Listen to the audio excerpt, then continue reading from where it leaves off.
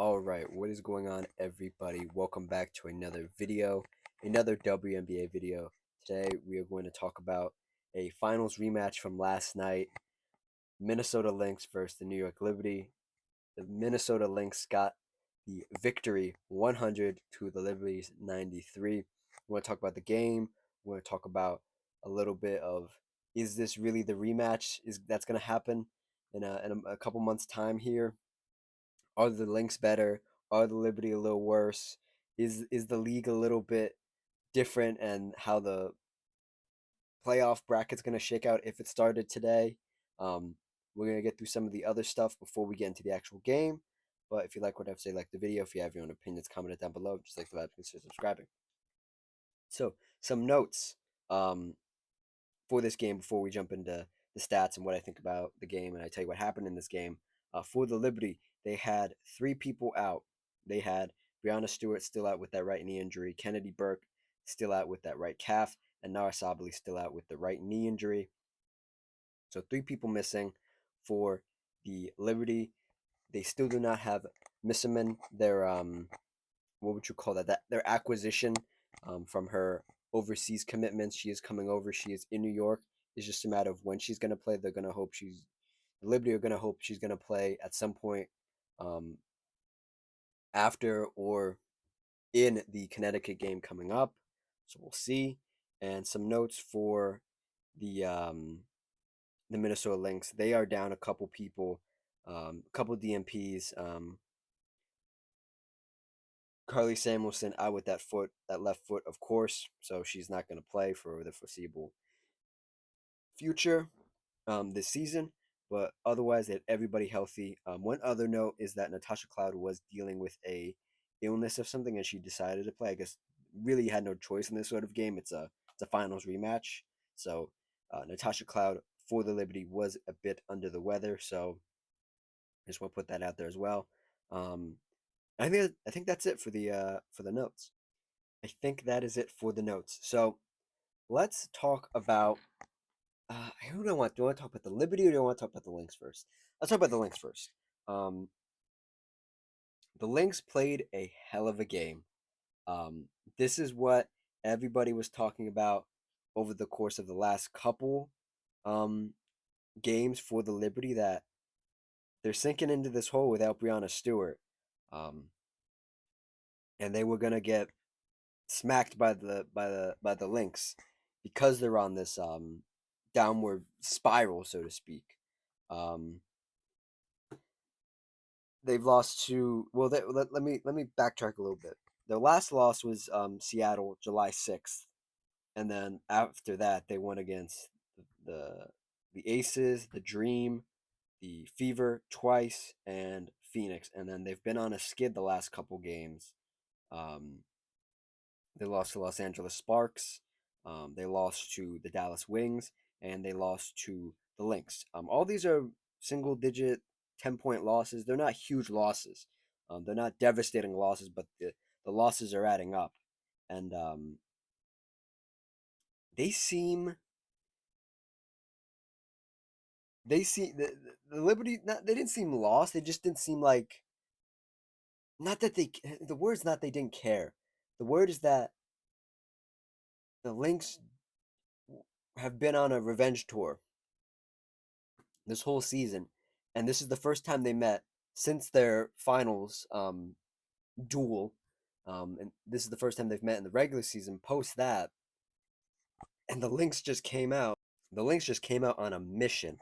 The first quarter was very interesting. The second quarter was heavily favored in Lynx favor. The third quarter was essentially a blowout. I wouldn't have blamed you if you've turned off the game during the third quarter. And in the fourth quarter, the Liberty started to make a little run and a comeback, and we'll talk about that in a second. But the Lynx came out super duper hot.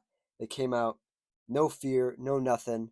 Um, Courtney Williams for the Lynx did not have a great game, though she had 13 assists, one steal, one block, only one personal foul, one turnover, 9 rebounds, 6 points. Not her best game by any stretch of the imagination, but she did help lead her team to a victory.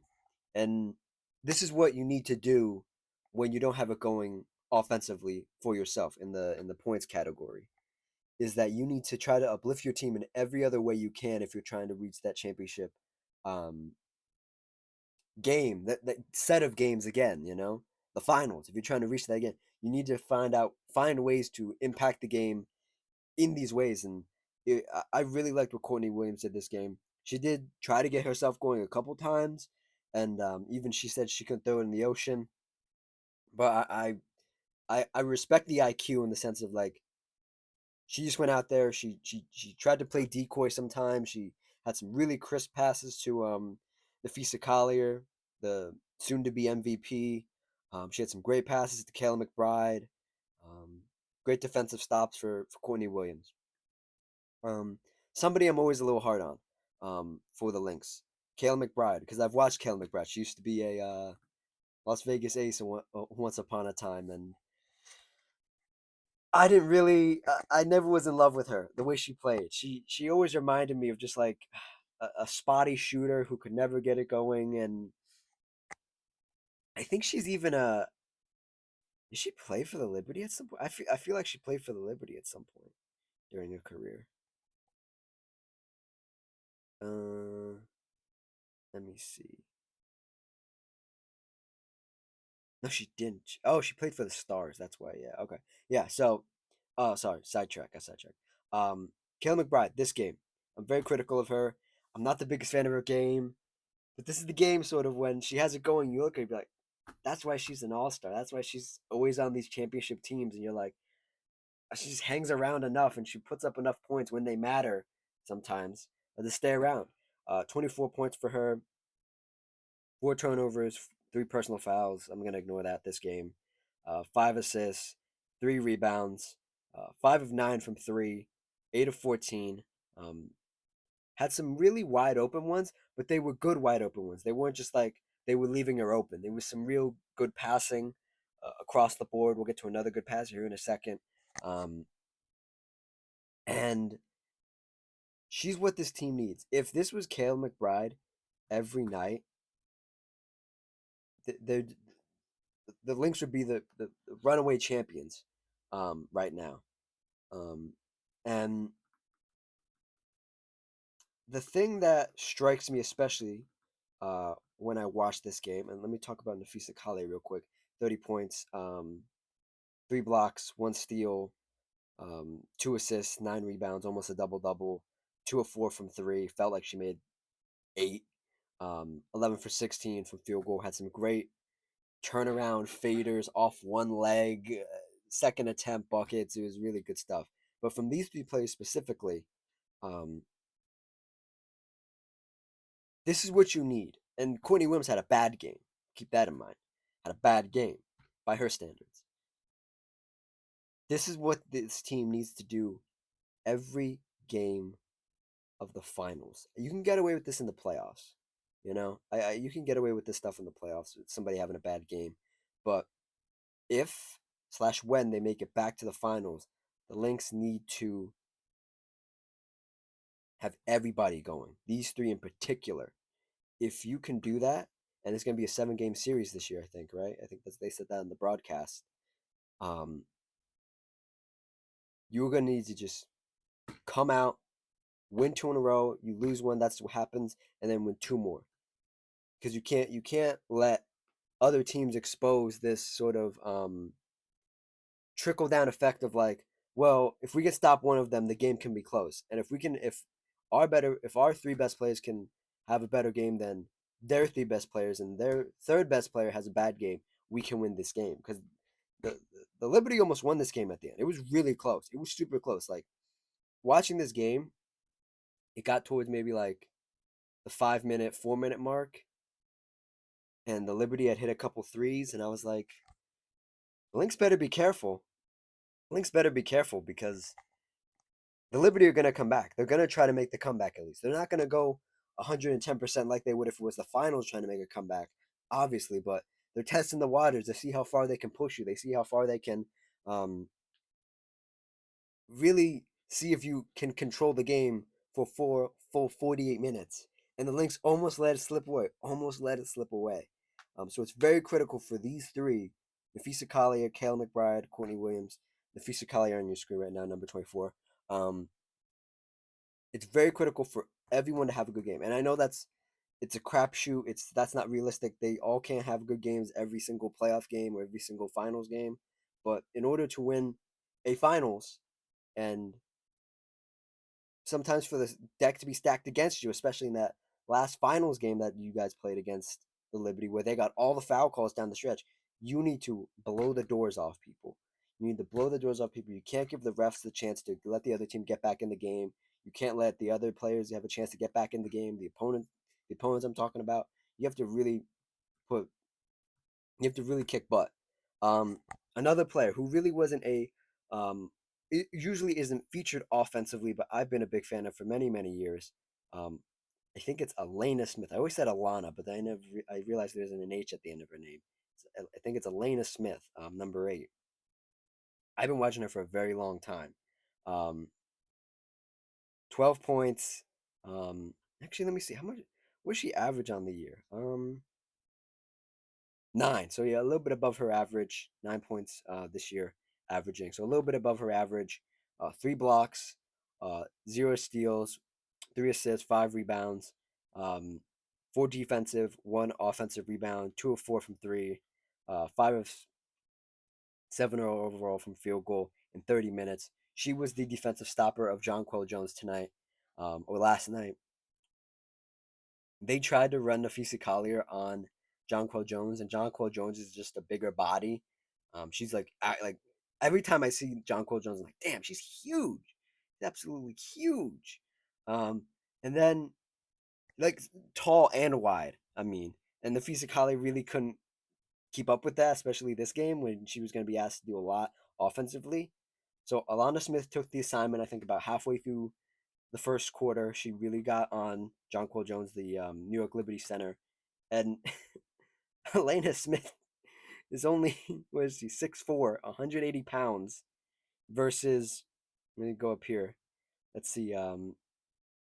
Jonquel Jones, 6'6", 215.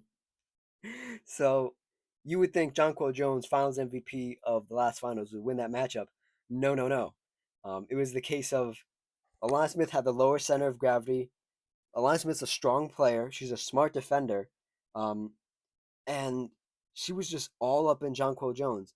And Jonquel Jones started what I would call, and I like to coin as Anthony Davis syndrome, where she would just settle for jumpers. She would just settle for 3 pointers. She didn't want to bang down there. She didn't want to get in there. And Sandy Brondello, the Liberty coach, yanked her. I believe she yanked her in like the end of the third or beginning of the fourth.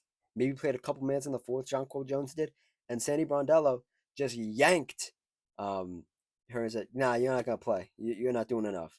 And that's when the Liberty started. That's when the Liberty started to make a comeback when Jonquel Jones wasn't out there just being passive, and Alana Smith really took the Finals MVP out of the game. I don't think that's talked about enough in the sense of Alana Smith being a really critical and good defender for this team in this match in particular. Like you can be just a decent defender against every other team. You need to do it against maybe the top 2, 3 teams that you're probably going to meet in the finals. That means something. That means you're going to get paid. That means you're almost indispensable to this team. Um, come those matchups, you know, and they're going to sink or swim with you on the defensive end, and I think that's something you can take pride in. Um, let's see here. The next player, Bridget Carlton, for the Lynx, 10 points, 1 assist, 6 rebounds, 3 of 8. Floor stretcher. Stretch the floor a little bit, got in the paint a little bit, did a little bit of everything. Not much ball to go around for her because Alana Smith had to pick up or Elena Smith had to pick up the Courtney Williams points, so she was getting some different looks. Physically, obviously, future MVP 30. Kevin McBride had a hot game 24. So yeah, off the bench for the Lynx, the last player I want to talk about for them is Letitia Heidemann. 10 points, 1 assist, 2 rebounds, um, 3 personal fouls, but she went on her own personal run to sort of really blow the game open so they could pad that lead in the third quarter. And it was really interesting to see because she's just so tiny out there. Like every time I see Natisha Heidemann, I'm just like, oh my gosh, she's so tiny. She's 5'8". She's tiny. She's tiny. I almost weigh I almost weigh more than her. she's she's absolutely tiny. And then she comes out this game and puts on a little bit of a show, puts on a little bit of a clinic, and nobody could really stop her. And it was really just energy and effort and sometimes taking smart shots, sometimes taking silly shots, but getting the rebound, getting it out again, and doing all the little stuff you need to do. So the Lynx, man, the Lynx. Um Finishing up here with the game, for the Liberty, I will say, and I've said this in every video, and I'm gonna not backtrack, but give this person their flowers and their credit. I've been on Sabrina Ionescu a lot this season. This was the first game where I was like, oh, this sort of looks like Sabrina a little bit more. 31 points, one steal, one block, only two personal fouls, only one turnover, four assists, five rebounds, 3 of 8 from three, 11 of 20 from field goal. Um, and it probably didn't look the prettiest throughout the course of the game, but come the fourth quarter, Sabrina, Marina Johannes, Isabel Harrison, Leonie Fibic, they all started quietly just getting back into the game, like scoring in the game, getting the lead down. Sabrina had a couple crazy ones. I think it was either Fibic or Johannes. Had some crazy threes.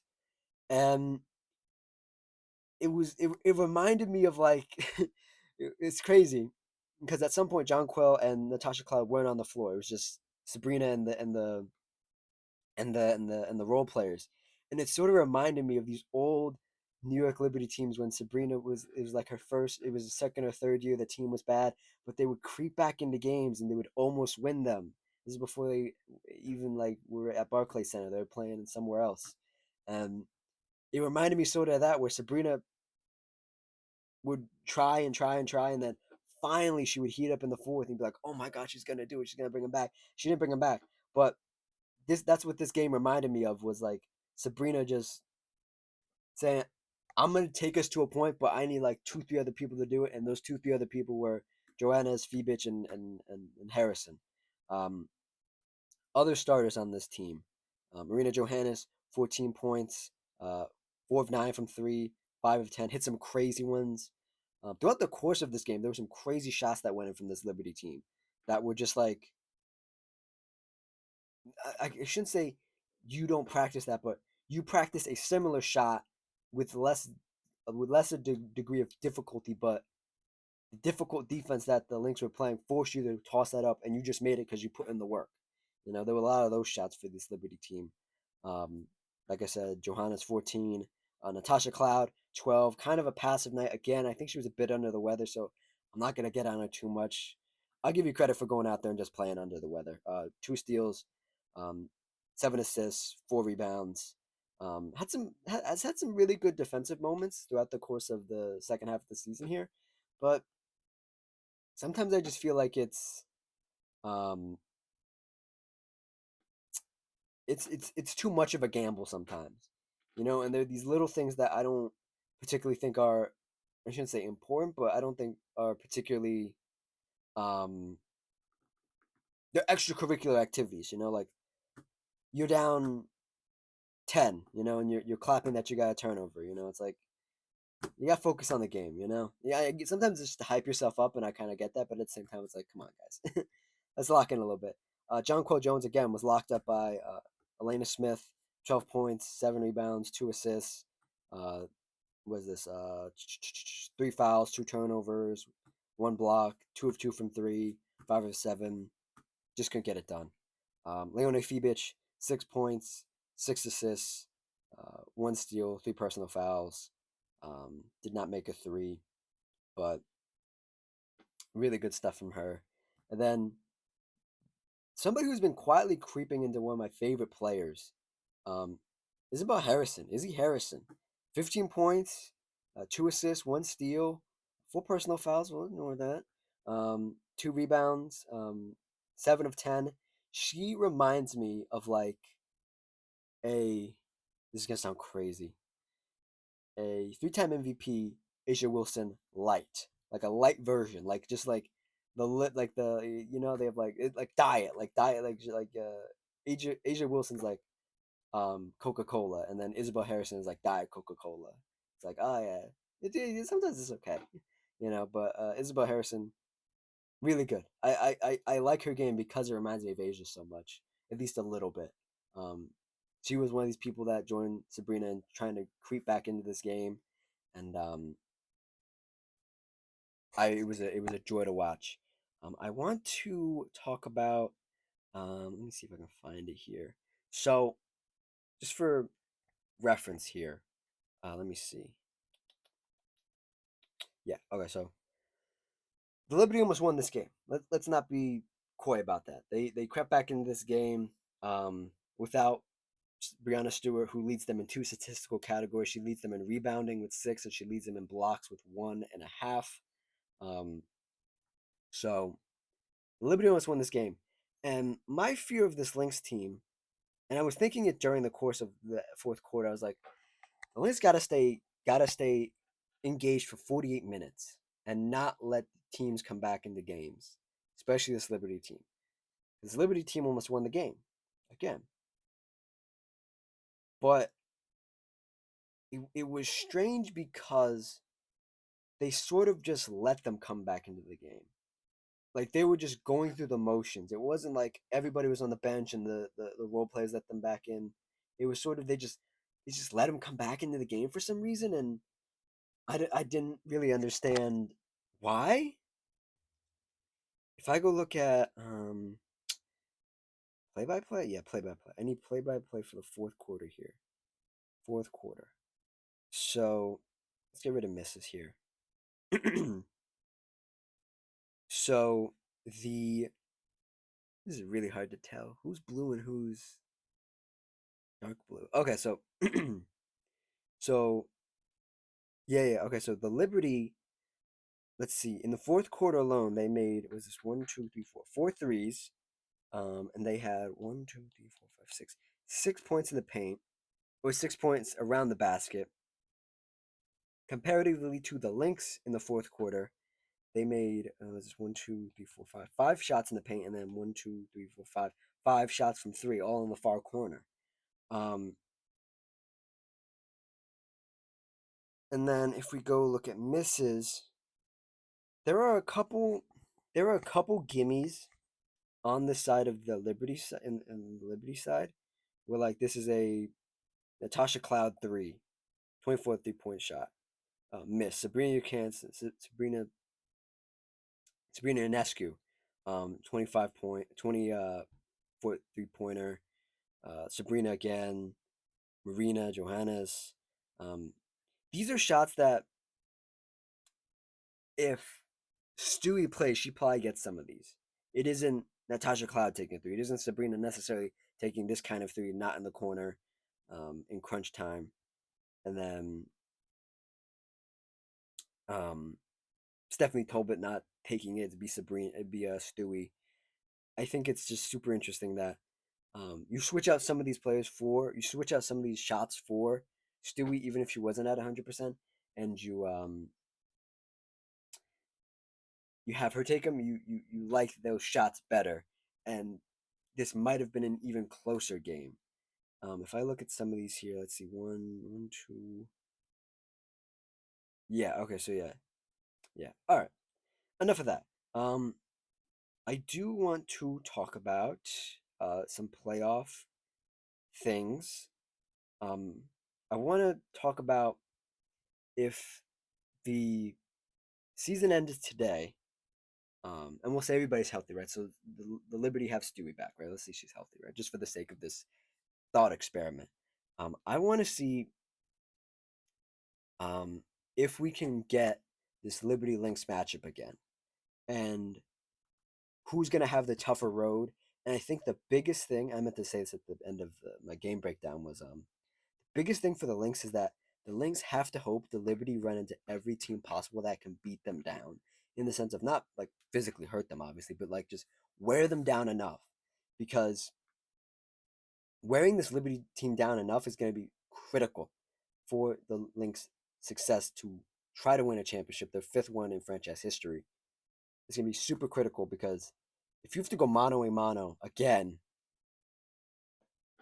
I know they're the higher seed this year, so they're going to have home court. But I don't know, man.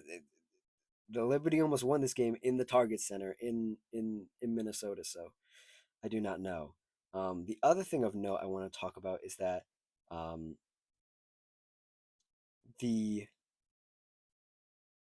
Lynx play the Liberty again 3 times in August. 3 times. Um, they play them August 10th, they play them August 16th, and they play them August 19th. So a round robin of away, home, away. I don't know why they did it that way. Why not just have 2 games? That's weird. Okay. Anyway, this should have been a baseball series because I'm looking at this. They should have just played one more. They should have played on August 10th in Minnesota and then gone to New York to play New York twice. Because this August 10th one's in New York, this August 16th one is in Minnesota, and then this August 19th is in New York again. Why not just do a baseball series in that's weird. Okay. But this is gonna be super interesting to see if Brianna Stewart can come back in time. I have a sneaking suspicion that Brianna Stewart's a little more injured than the Liberty are telling us, and they don't want to say anything. Because knees are tricky. Knees are tricky sometimes, and a sprain, a strain, any of those things, especially for somebody who's surprisingly only 28, but who already has a history of injuries, they might keep her out for a little bit longer. Um, just a thought. So that's that. That's the other thing I want to talk about. Let's talk about these playoff predictions and all that stuff, or this playoff theoretical thing, and we can talk about the standings as well here. So in the WNBA, it's the best 8 teams, regardless of conference. It's the best 8. Right? Yeah, best 8. Yeah, yeah. It looks like the best of 8. Yeah, best 8 teams, not best of 8. Best 8 teams, in the WNBA. So I'm gonna run through some of these other teams real quick, just so we have an understanding of where everybody is. Connecticut Sun, 13th in the league, 4-21. Chicago Sky, 12th, 7-19 on the season. Dallas Wings, 11th, 8-20. Sparks, 11-15, trending upwards, however. Valkyries at 9, 12-13 on the season. They're heading down. And the Mystics at 8, 13-13. All right. So let me tell you the format here for these playoffs. I'm going off last year's playoff bracket, so this is accurate. So the 1 seed plays the 8 seed. The 4 seed plays the 5 seed on the left side of the bracket. On the other side of the bracket, 2 seed plays the 7 seed, and the 3 seed plays the 6 seed. So let's do the left side of the bracket first. So we got a 1-8 matchup. If it started today, the Lynx would play the Mystics. I think that'd be an entertaining series. What is it gonna be? Is it a best of? I think it's I don't think it's 7. I think the finals is the only one that's a 7 game. So I think this series will be over quick.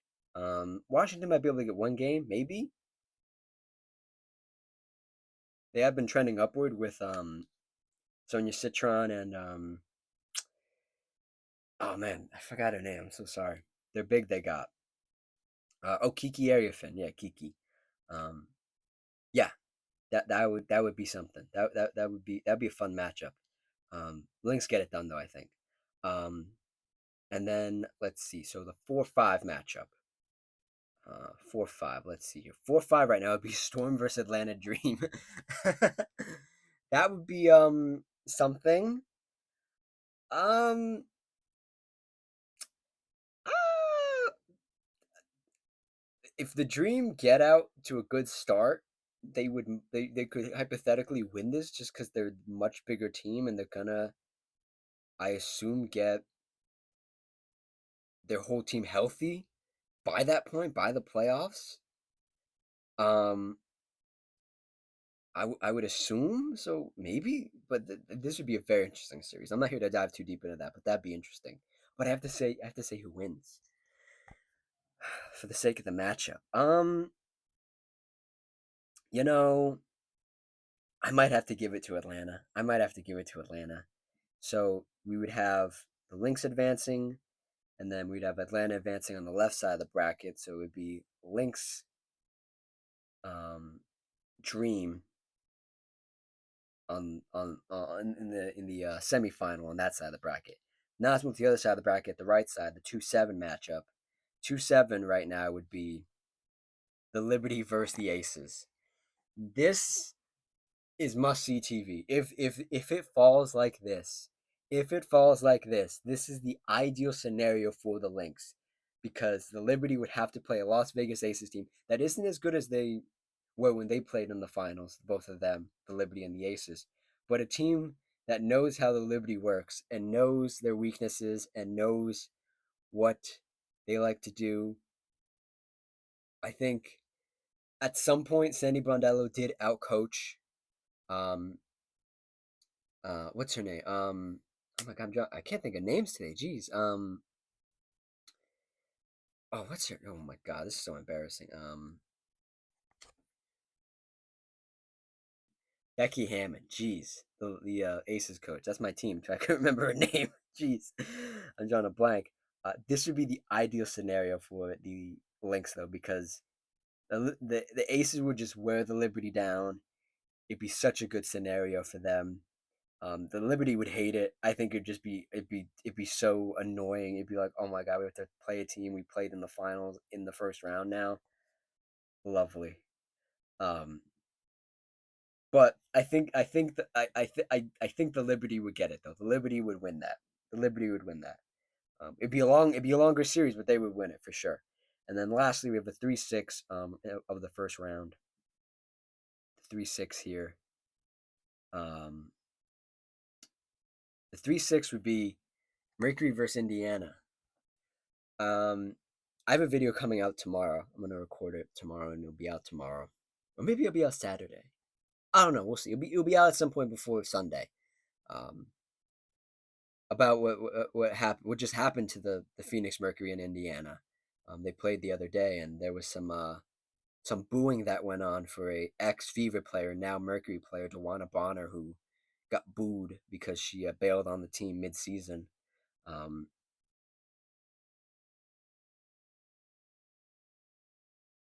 I think the Fever win this simply because the Mercury aren't healthy. There's too much going on with this team. I was very high on the Mercury, and I've been sort of like wishy washy on them because of their mental toughness. I think Indiana's so mentally tough. I think Indiana's such a hard place to play. There are so many players who have complained about playing in Indiana as a visitor.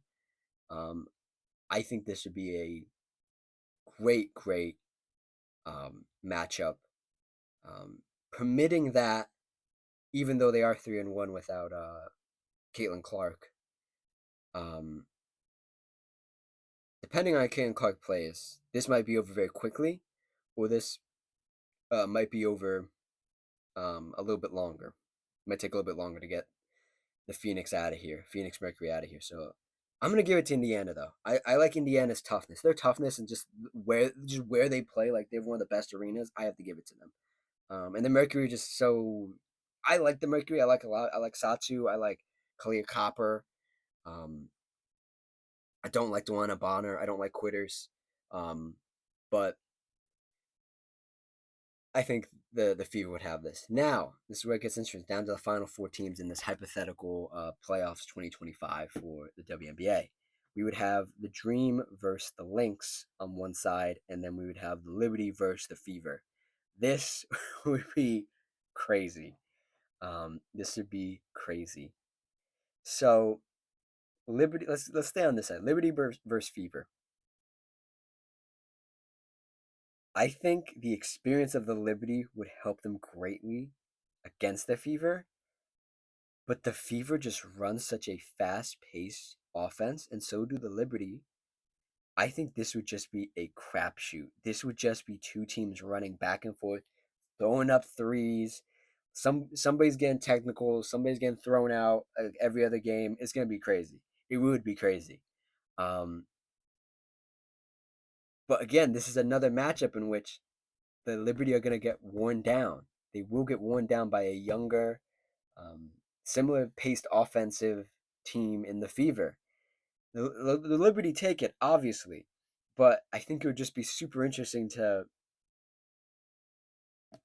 see it like this, um, and see the road to the finals is hard. To go back to back. And another reason for this thought experiment that I'm going through is that it's hard to go back to back, man. It's not easy.